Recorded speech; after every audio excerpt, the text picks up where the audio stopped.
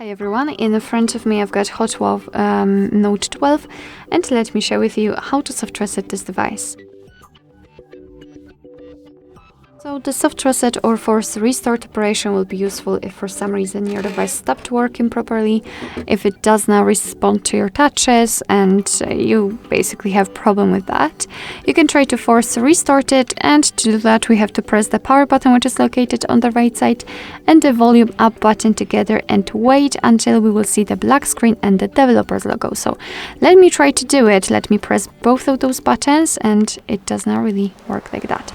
Okay, we've got this restart option, but let's pretend that we cannot tap on it because of the screen, which does not work properly. So keep pressing both of those buttons and you can see that we've got the black screen.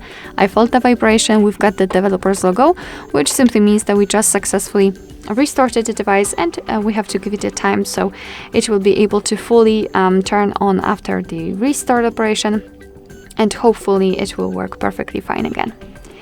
Alright, so that will be all. Thank you so much for watching. I hope that this video was helpful, and if it was, please hit the subscribe button and leave the thumbs up.